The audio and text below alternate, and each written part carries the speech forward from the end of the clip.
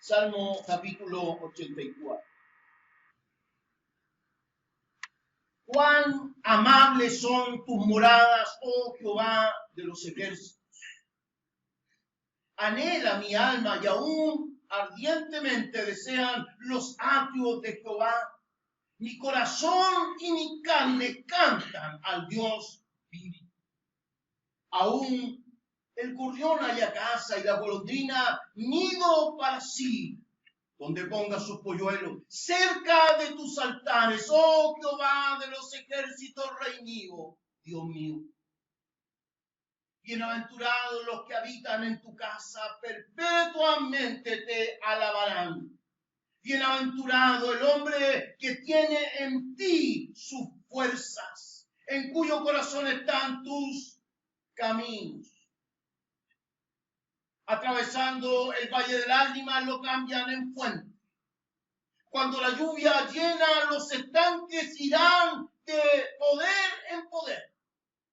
Verán a Dios en Sión.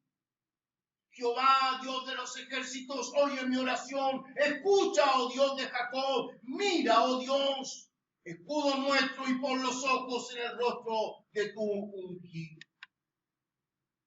Que mejor es un día en tus atrios que 1000 fuera de ellos. Escogería antes estar a la puerta de la casa de mi Dios que habitar en las moradas de maldad.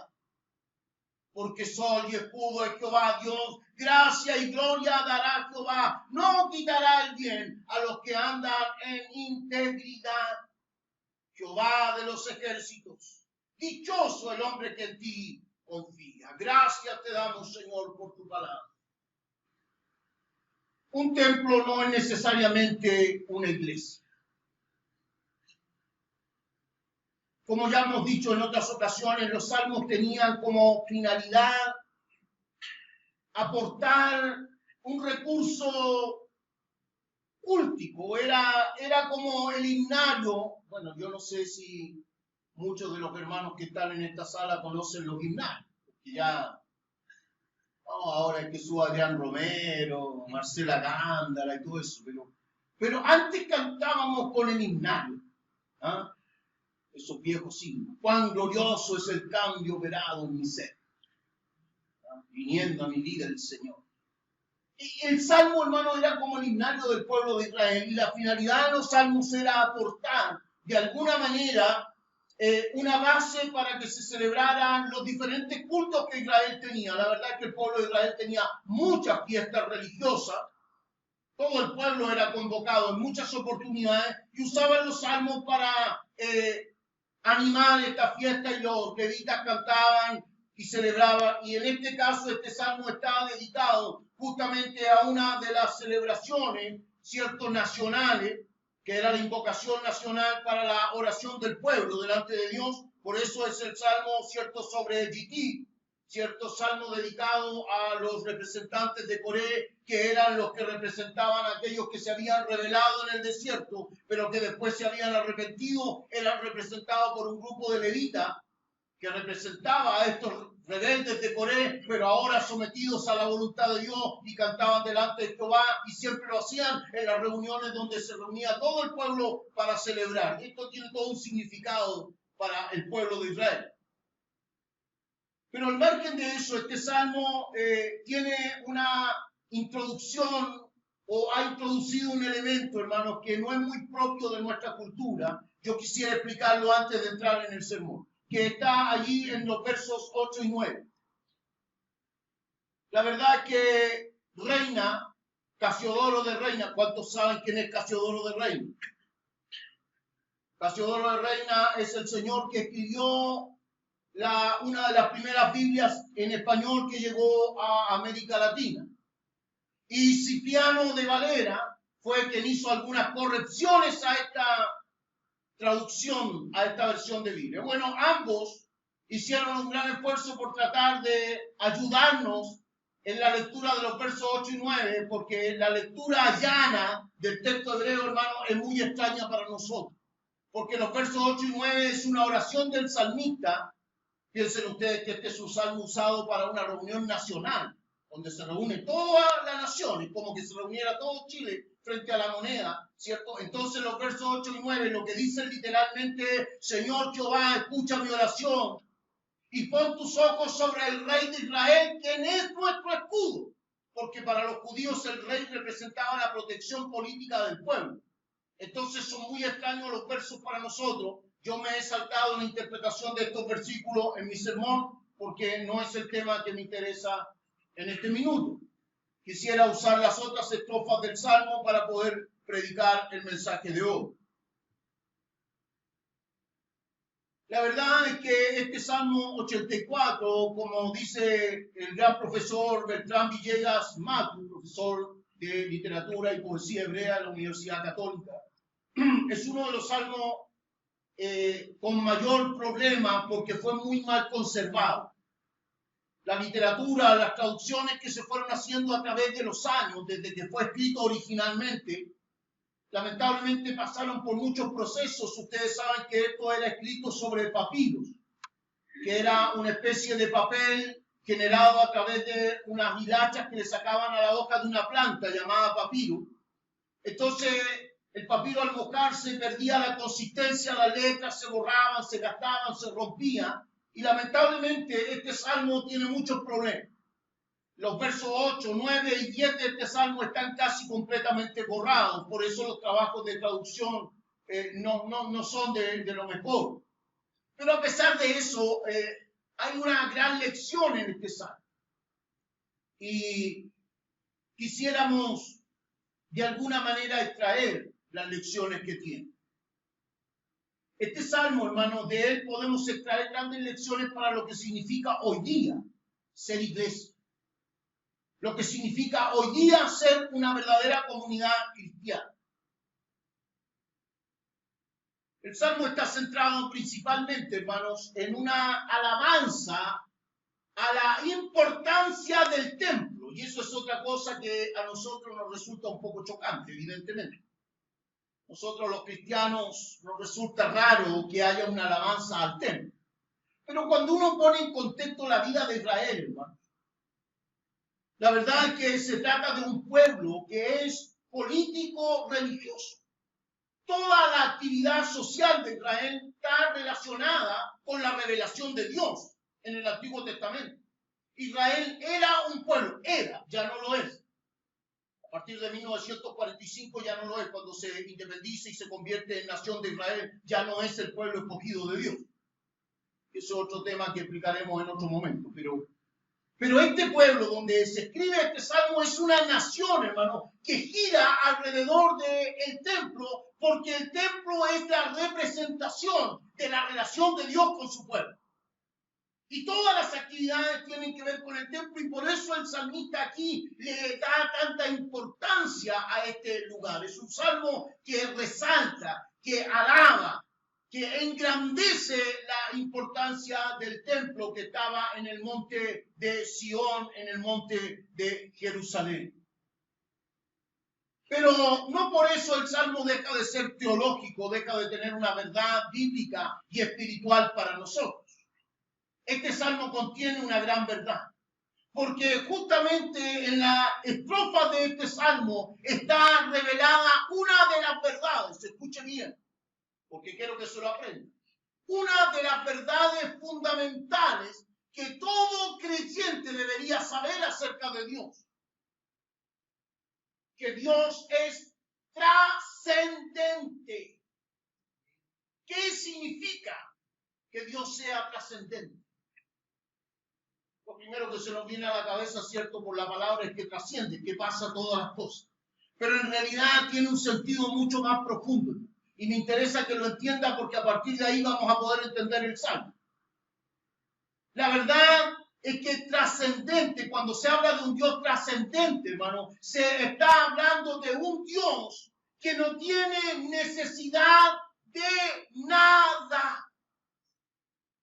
Cuando se habla de un Dios trascendente, se está hablando de un Dios que es satisfecho en sí mismo, que no tiene necesidad de nada, que es un Dios que no tiene ninguna relación con la materia, con la maldad, con el pecado, ni siquiera con su creación. Cuando se dice que es trascendente, se está diciendo que este Dios está tan separado de su creación, que no depende de ella. Dios tiene existencia en sí mismo. Dios ni siquiera necesita nuestra adoración. Dejaría de ser Dios si necesitara de algo. Imagínense un Dios con necesidades. ¿Qué clase de Dios sería ese? Está triste Dios porque no cantamos hoy día. Dios se puso que a Dios no le va ni le viene si cantamos o no cantamos. Los únicos beneficiados con cantar somos nosotros, hermano. Entonces, lo primero que enseña este salmo es que Dios es trascendente. Está por encima de todo lo creado. Pero también este salmo enseña que Dios es inmanente. Mire, tremenda verdad, el poeta se las mandó aquí. Fíjese que este Dios que no tiene necesidad de nada, tiene a la vez la capacidad de comprender todo lo que es finito. Es un Dios que tiene la capacidad de entrar en la finitud de la creación. Tiene la capacidad de relacionarse con su creación sin dejar de ser un Dios todopoderoso. Aleluya. Cuando se habla de un Dios inmanente, se está hablando de ese Dios que sin dejar de ser lo grande que es, un Dios que no tiene necesidad, un Dios que no necesita de nosotros, pero que se ha tomado la molestia de relacionarse con nosotros.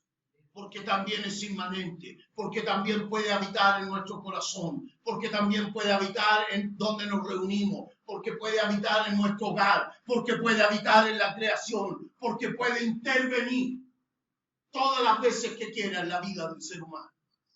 Aleluya. Y entonces este salmo lo que nos enseña es justamente eso. La gran lección, la gran verdad bíblica que contiene este salmo es que este Dios trascendente se vuelve también inmanente, se relaciona con nosotros.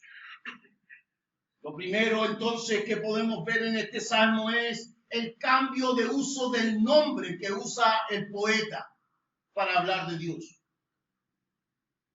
Probablemente usted no lo sabe, pero los salmos están divididos en varios libros, en varios tomos, en varios capítulos. Y estos salmos, donde hablan acerca del templo y de la migración hacia el templo, pertenecen al libro tercero de los salmos. Y el libro tercero, hermano, siempre se usa el nombre Elohim. Todos los poemas del libro tercero de los salmos que hablan del templo usan el nombre Elohim para hablar de Dios. Pero este salmo en particular, el escritor usa el nombre Yahvé.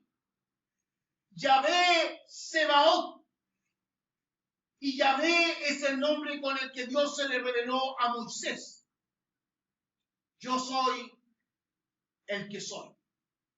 Yo soy el Todopoderoso. Yo soy la existencia en sí mismo. Yo soy el más grande. Yo soy el magnífico. Yo soy el temible. Yo soy el Dios supremo. Aleluya. Entonces ahora el salmista quiere usar intencionalmente el nombre de Yahvé. Yahvé Sebaot, Jehová el temible, Jehová el de las batallas, Jehová el vencedor. Eso significa el nombre que está usando el salmista aquí. A partir de este cambio de nombre, entonces lo que el salmista trata de hacer en sus estrofas es una especie de comparación, un contraste. En cada una de las estrofas el salmista va a hacer un contraste entre el Dios trascendente y el Dios inmanente. Mire, cuán amables, cuán agradables son tus moradas, oh Jehová temible, Jehová grande en batallas, el poderoso, el existente, el trascendente. Anhela mi alma y aún ardientemente desea lo sacro. Fíjese, el salmista no dice yo quiero estar en tu presencia, porque está hablando de un Dios terrible, inalcanzable, indescriptible, un Dios que no es objeto del análisis humano. Entonces el salmista con humildad dice, yo anhelo, desearía estar en el patio. El atrio, hermano, era el patio que tenía el templo. Era un lugar, una explanada muy grande donde podía llegar toda la gente común. No podía pasar de allí. Ningún ser humano podía pasar del patio. Nadie podía entrar al lugar santo, al templo mismo. La gente común solo llegaba al patio. Anhelo, dice, por lo menos estar en el patio de la casa de Jehová. O sea, este Dios es tremendo. Es un Dios tan terrible, hermano, que no se le puede acercar. Mi corazón, mi carne, cantan al Dios vivo, al Dios tremendo. Pero mire el contraste, hermano, por favor. Aún, aleluya, aún el gorrión halla casa y la golondrina encuentra refugio para poner sus polluelos cerca de tus altares. Qué interesante. Cuando el salmista, el poeta, usa la palabra gorrión, en realidad está usando un vocablo hebreo que es sefor, que es la palabra que se usa para todas aquellas avecillas pequeñas que no tienen valor comercial. Porque como ustedes saben, los judíos sacrificaban aves, pero solamente aves que tuvieran valor comercial. Pero existían aves como los jilgueros, los gorriones, los picaflores, esas avecillas pequeñas que no tenían valor, que no servían ni para la comida, hermano. Esas avecillas que no tenían valor, ¿cierto? A esas se les llamaba sefor, traducido en español gorriones. Aves sin valor. Pero esas aves sin valor encuentran refugio, dice el poeta. Es la grandeza del Dios temible. Aleluya. Dios no es solo trascendente. Dios no es solo terrible. Dios no es solo grande. Dios también es inmanente, es acogedor, es un Dios que comprende la debilidad, es un Dios que comprende al que siente dolor, es un Dios capaz de relacionarse aún con lo más pequeño y más insignificante de la vida humana. Aleluya. Por eso el poeta dice, Yahvé el Sebaot, el Dios de las batallas. Allí, la golondrina. Aleluya. Qué interesante. Terror, la errante.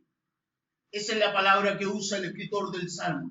La golondrina era llamada la errante. ¿Por qué razón? Porque la golondrina, hermano, es un pájaro muy frágil. De hecho, ya quedan muy pocas en Chile porque son migratorias, son aves migratorias. Los cambios climáticos ya han alejado a las golondrinas de este país. Pero había, en mi infancia me acuerdo haberlas visto. La golondrina es un ave muy frágil, no soporta el frío.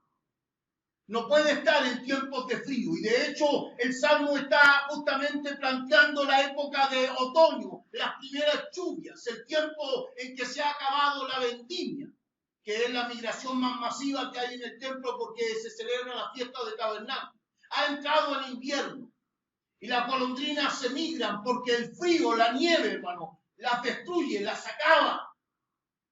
Pero aún, esa ave frágil, esa ave débil que no soporta el frío, encuentra calor, encuentra abrigo, encuentra refugio en tus altares, Dios mío.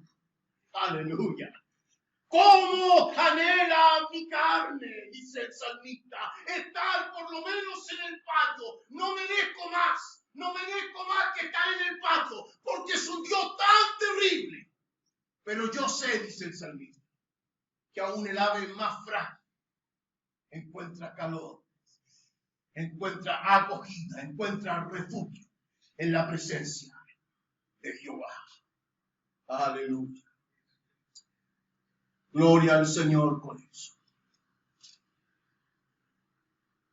En la relación que anhela el salmista, la relación que desea el salmista tener con este Dios trascendente. En la segunda estrofa ¿cierto? El salmista destaca el gran privilegio que tienen los sacerdotes, los que moran. Los sacerdotes en tiempo, hermanos, de que se usaban los salmos para las celebraciones nacionales, tenían la oportunidad incluso de vivir dentro del templo, podían vivir toda su vida allí. Solo los sacerdotes y sumos sacerdotes podían vivir dentro del templo. Entonces el salmista dice que él siente gran felicidad y le llama la atención. Encuentra que son bienaventurados, que son felices aquellos que pueden morar siempre en la presencia de Jehová, que pueden estar siempre en el templo, que perpetuamente lo pueden alabar. Incluso dice que son bienaventurados aquellos que tienen la oportunidad de subir todos los días al templo. El templo, hermanos, estaba en una ladera del monte de Jerusalén, que no era de fácil acceso, en realidad era subir muchas escalinatas, era cansador, era agotador, no era fácil llegar hasta allá, pero tenía sentido para los que servían al Señor subir. Los levitas, por ejemplo, subían a diario al templo para hacer los quehaceres de la casa de Jehová.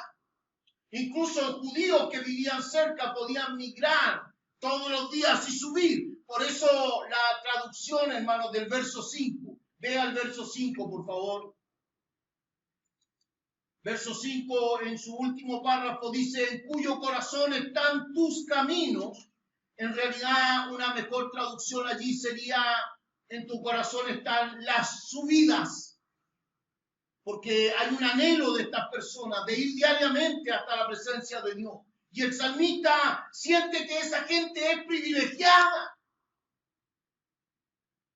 ¿Por qué? Porque él es un peregrino. Porque él es alguien que tiene que venir desde lejos. Probablemente desde otro país. Como les decía, se está terminando la vendimia en Israel y es tiempo de la fiesta de tabernáculo, la fiesta de las cabañas, una de las fiestas donde la mayor cantidad de judíos migra hacia el templo. Entonces, él viene desde lejos. Había mucha gente, hermano, que venía incluso de otras regiones, de otros países. Migraban para estar por lo menos una vez en la vida en el templo de Dios.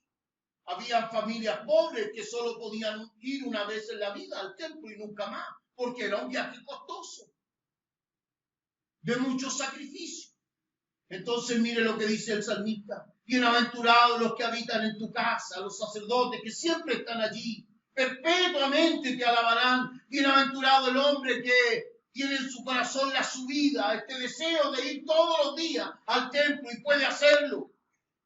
En cambio nosotros, atravesando el valle de lágrimas, lo cambiamos en fuente, en bendición. Está hablando de su experiencia como un migrante, como una persona que viene desde lejos. Yo no tengo la suerte de estar allí cerca del templo. Vengo desde lejos, pero para mí este sacrificio es motivo de bendición. ¿Para cuántos de nosotros es motivo de bendición venir a la casa del Señor? ¿Para cuántos realmente es motivo de bendición estar en la presencia de Dios los domingos y poder alabar? Qué interesante sería reflexionar en esto. Atravesando el valle de lágrimas, dice el verso 6, lo cambia en fuente. Este sacrificio de tener que almorzar rápido, lavar la loza y venir al culto, para nosotros se cambia en bendición. ¿Cuántos dicen amén a eso? Cuando la lluvia llena los estanques, cuando se comienzan a hacer pozos de agua porque ya ha comenzado a entrar el invierno y es difícil migrar al templo porque hay que caminar por el barro. Para nosotros, los migrantes, es ir de gloria en gloria. A veces es difícil la vida cristiana. A veces la vida de fe en Dios se vuelve compleja, se vuelve trágica, se vuelve difícil. A veces se vuelve un trabajo, hermano, tener que estar en la presencia de Dios. A veces se vuelve una lucha para nosotros. A veces tenemos tantas dificultades en la vida, tantos sufrimientos en la vida, que se hace difícil, hermano, estar en la presencia del Señor y cantarle y alabarlo, porque tenemos tantas penurias, tantas adversidades, tantas dificultades en la vida, tantos dolores en la vida. Pero es entonces, hermanos, cuando en el Valle de Lágrimas se puede disfrutar de esta fuente de gracia. Es entonces cuando podemos decir que el Señor interviene en nuestra vida. No solo en la vida de esos que tienen el privilegio de estar siempre en la casa del Señor, sino también en la vida de aquel que sufre, de aquel que tiene adversidad, de aquel que con sufrimiento, con lágrimas, con dolor, muchas veces viene a la presencia del Señor. Luego del verso 10 en adelante, como ya les dije, me voy a saltar los versos 8 y 9 por razones obvias, pero quisiera hablar de los versos 10 en adelante. Porque mejor es un día en tu patio que 1000 fuera de ellos. Mire esta hipérbole, esta exageración lógica. Como el escritor exagera, evidentemente nadie va a vivir 1000 días. Pero es mejor uno en la presencia de Dios, que el resto de nuestra vida fue. Es como que el poeta estuviera diciendo, no me importa lo que va a pasar mañana. Si dejara de existir, no importa. El solo hecho de tener un tiempo en el patio de la casa de Dios, para mí es suficiente. Aleluya. Ojalá sea suficiente para enfrentar cada semana el que el domingo estemos un par de horas aquí, tomando fuerzas en la presencia del Señor. Qué tremendo, hermano, los contrastes que existen en este salmo. Me parece precioso, hermano. Escogería antes estar a la puerta de la casa de mi Dios. Mire, probablemente, hermano, para nuestra forma de pensar, ser portero, usted se imagina estar a la puerta, como ser portero de la iglesia, como ahí no, muy entretenido, el que cuida los autos, por ejemplo. Pero en realidad no está diciendo eso el Salmo. No, porque en este caso, ser portero era un oficio, hermano, muy importante en ese tiempo. Porque los porteros del templo, hermano, eran las personas que seleccionaban las ofrendas. No era un oficio cualquiera. Un portero en el templo era esa persona que decía qué se permitía entrar y qué cosas no se podían entrar en el templo. Y además, el portero tenía que vigilar, hermano, las ofrendas, porque recuerde usted que se llevaba oro, se llevaban perfumes muy caros, se llevaban especias aromáticas, cosas que eran muy apreciadas en ese tiempo, y había que cuidarlas porque los inescrupulosos se las podían robar. Así que ser portero era una ocupación importante, pero evidentemente una ocupación que le generaba al portero estar despreocupado del culto. No podía estar preocupado del culto porque tenía que estar preocupado de ver que trajeran las palomas, que no le metieran gorriones, que no le pasaran gatos por liebre, como diríamos nosotros, ¿cierto? Era una pega. Pero dice este salmista, yo preferiría estar ocupado en ese oficio en el templo solamente para estar un poquito más cerca de Dios. Pero mire el contraste. Porque sol y escudo es Jehová Dios, gracia y gloria dará Jehová.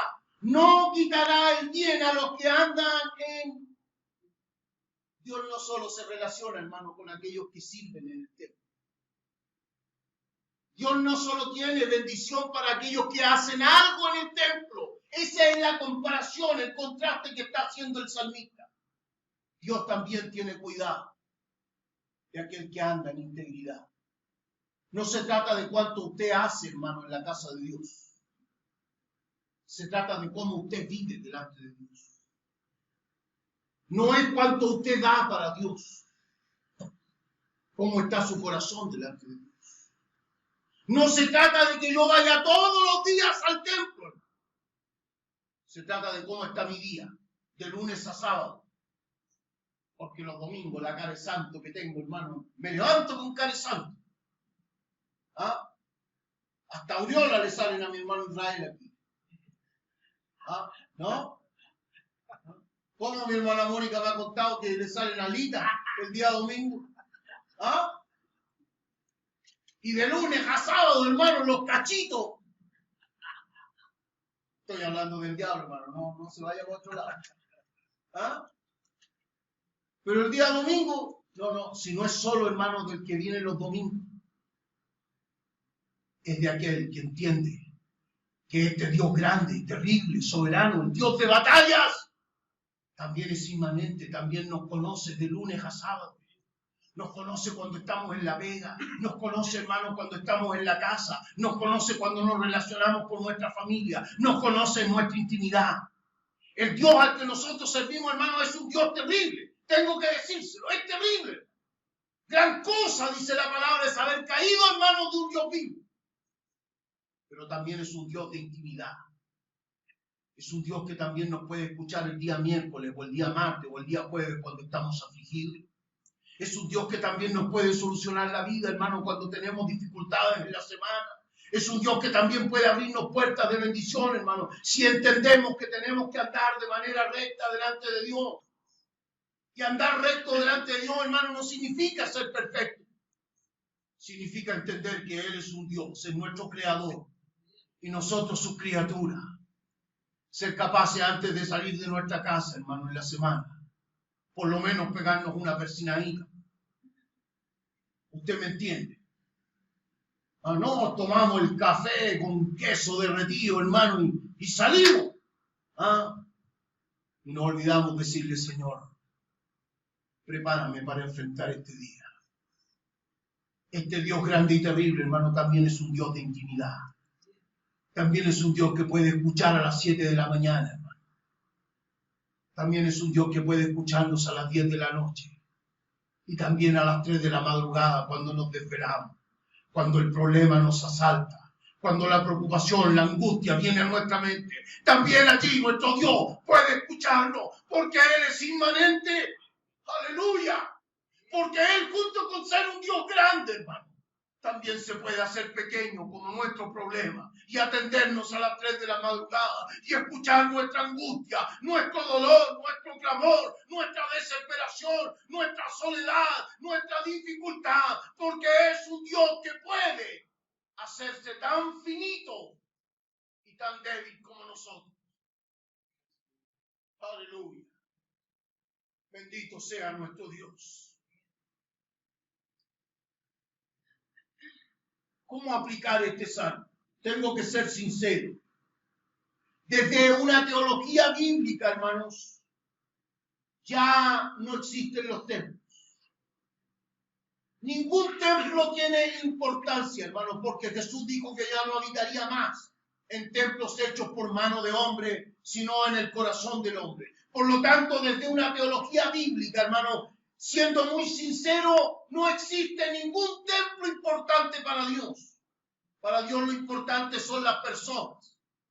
Así que uno se hace la pregunta, ¿cómo podría uno aplicar este salmo? Pero no es tan difícil, hermanos, encontrar una respuesta. Este salmo, hermanos, solo puede ser aplicado cuando entendemos que la iglesia es el templo de Dios. Este salmo puede ser aplicado, hermanos, cuando entendemos que nosotros somos el templo del Dios viviente, del Dios todopoderoso. Mire, Primera de Pedro capítulo 2, verso 5 dice, vosotros también como piedras vivas, sed edificados como casa espiritual, sacerdocio santo, para ofrecer sacrificios espirituales aceptables a Dios por medio de Jesucristo. Hermano amado en el Señor, cuando se habla de templo ya no se está hablando de un edificio, se está hablando de cada uno de nosotros. Se está hablando de la iglesia. Por lo tanto, cuando queremos aplicar esta palabra, tenemos que entender que la responsabilidad es de la iglesia.